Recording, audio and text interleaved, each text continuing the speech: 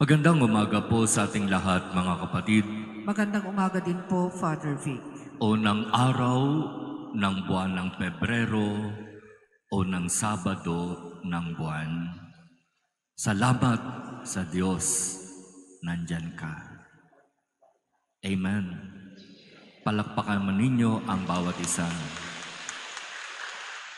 Talagang napakasarap magsimula ng panibagong buwan o ng panibagong taon na tayo ay nakikiisa sa pagdiriwang ng ating simbahan. Bago magsimula yung prosesyon kanina, may bumulong sa akin, "Father, masaya ka ba at maraming tao?" Sabi ko, mas masaya si Mama Mary dahil nandito tayong lahat. Amen?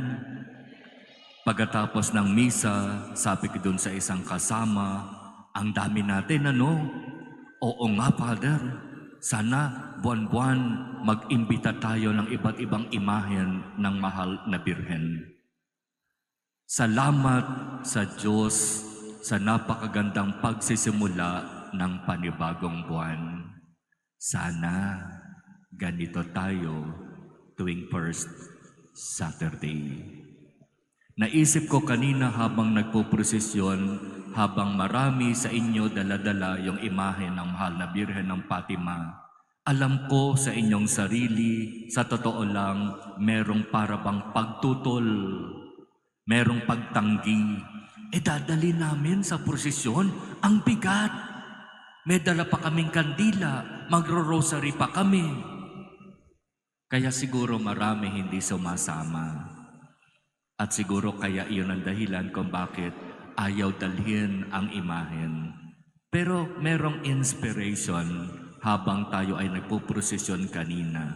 Biglang pumasok sa aking isip, ano kaya kung magpagawa tayo ng strap kung saan ang imahen ay kakargahin ninyo na para kayong kumakarga ng baby. Diba? Pag-aaralan natin yan sa ating MSK at kung ipagkakalob ni Lord by next month, kung ipagkakalob ni Lord at kung tutulong ka, magkakaroon tayo ng strap para kapag dala-dala sa prosesyon ang image ng Our Lady of Fatima, hindi kayo masyadong hirap dahil mabigat, hindi kayo masyadong hirap dahil dala-dala pa ninyong imahen, may kandila, may rosary pa. Ang magiging sistema, style, para kayong may karga-kargang baby. Pero sa prosesyon, ang kakargahin ninyo si Mama Mary. At nawa, sa pag-practice natin ng ganitong gawain kada first Saturday, sa katapusan ng ating buhay, kayo naman ang kakargahin ni Mama Mary palapit kay Jesus. Salamat talaga sa Diyos. Alam nyo, masaya na ako sa buhay ko ngayon. Panatag na ako sa kung ano ang sitwasyon na mayroon ako ngayon. At iniisip at dinadasal ko sa Diyos kung saan man ako naroroon ngayon, doon ko na gustong mamatay. Mga salita na nagmula kay Abraham. Si Abraham na narinig natin mula sa unang pagbasa, matanda na. At pati si Sarah na kanyang asawa, matanda na rin. At sa kanilang katandaan, wala pa silang anak. At dahil matanda na, minsan sinabi ni Abraham sa kanyang sarili, kontento na ako sa kung saan ako nandoroon ngayon. Masaya na ako. Marami na akong ari-arian. Ibig sabihin ng ari-arian sa panahon nila, alagang hayop. Marami na silang mga alagang hayop at masaya na sila ng kanyang pamilya. Pero biglang dumating ang tawag ng Diyos. Iwanan mo ang lugar kung saan ka nandoroon ngayon. Magpunta ka sa lugar na sasabihin ko sa iyo at doon magsimula kang muli ng isang panibagong buhay. Kung ako si Abraham, sasabihin ko sa Diyos, Lord naman, matanda na ako, masaya na ako dito. Kung ano man yung mayroon ako ngayon, kontento na ako, panatag na ako. Pero bakit kailangan pang pumunta ako doon? Pero sa totoo, nagtanong ba si Abraham? Hindi.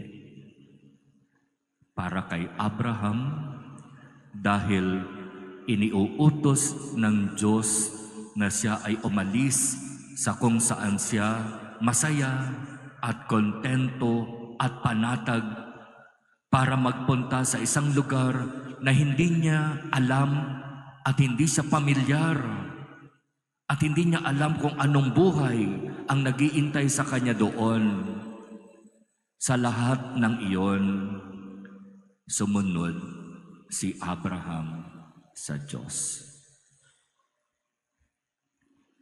Ang kahalagahan ng pagsunod sa Diyos. Pagsunod na may halong pananampalataya.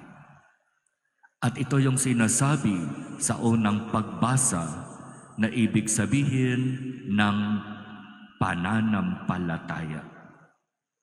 Ang pananampalataya ay pagsunod sa Diyos sa isang bagay na hindi natin nakikita o hindi natin naiintindihan.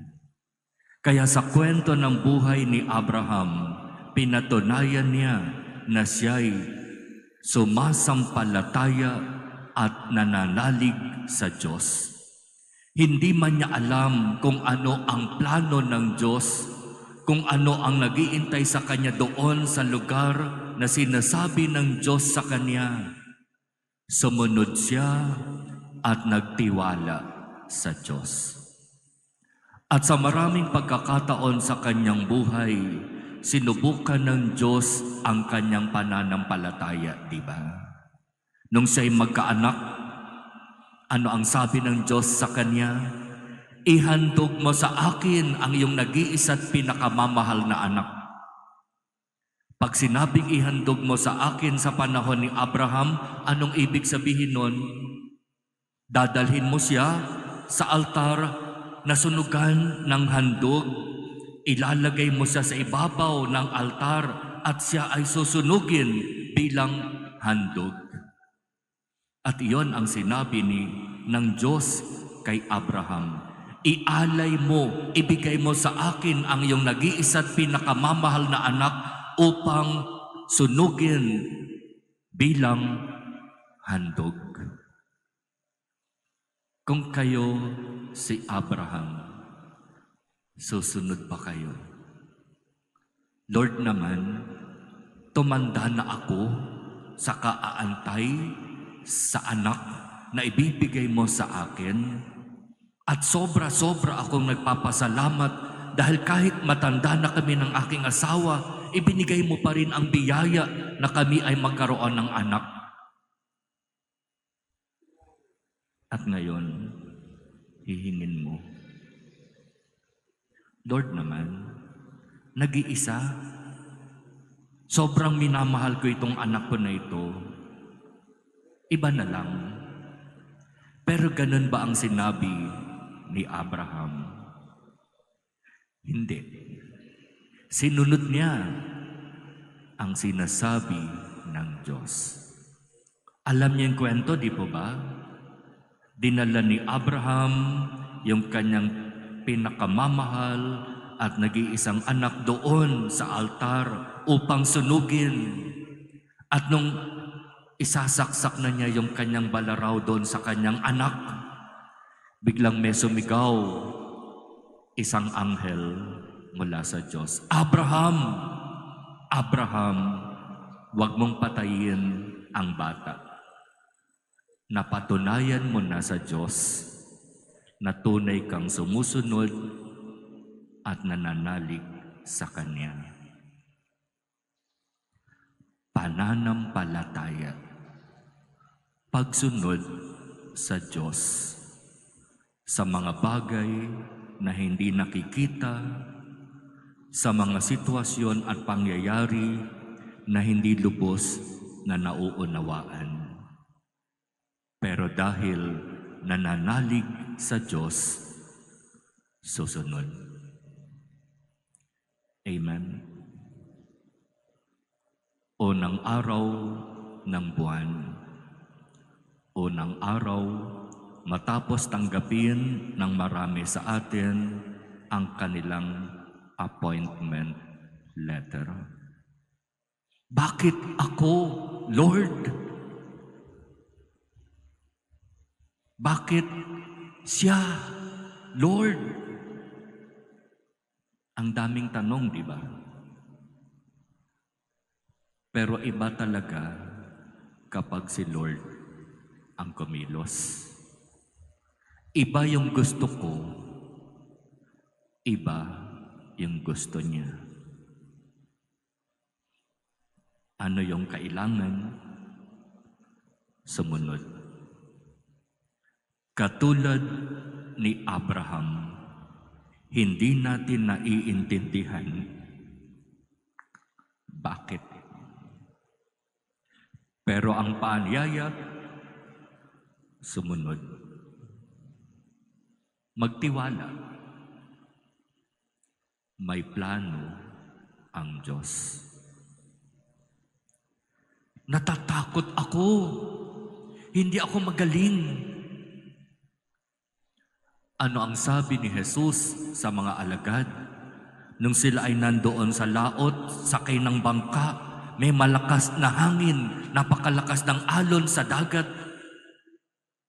Natatakot ang mga alagad. Guro, ginising nila si Jesus, ang sarap ng tulog sa likod.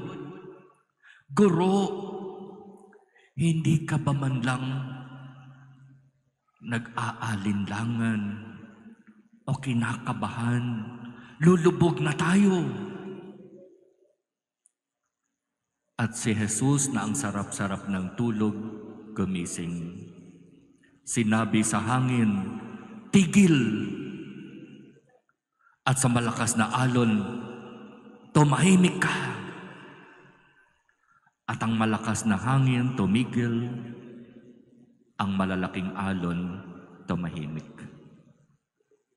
At sinabi niya sa kanyang mga alagad, bakit kayo natatakot? Wala ba kayong pananalig? Di ba ako ang tumawag at pumili sa inyo? Anong ikinatatakot niyo? Kasama niyo ako sa bangka. Ibig sabihin, kasama niyo ako sa paglalakbay. Anong dapat niyong ikatakot? Matatakot ka lang kung hindi mo isinasama ang Diyos sa iyong paglalakbay. Matatakot ka lang kung sariling diskarte mo lang ang ginagawa mo. Pero kung ipapaubaya ang lahat sa Diyos, kung mananalig at magtitiwala sa Diyos, anumang pagsubok ang dumating, mapagtatagumpayan dahil kasama ang Diyos. Ipagkaloob nawa ng Diyos sa atin ang biyaya ng tunay na pananampalataya. Pananampalataya katulad ng kay Abraham. Iba man ang gusto ng Diyos, patuloy pa rin na magbibigay ng sarili sa paglilingkod. Natatakot man sa kung ano ang haharapin sa buhay paglilingkod, may tiwala, may pananalig. Kasama ko ang Diyos.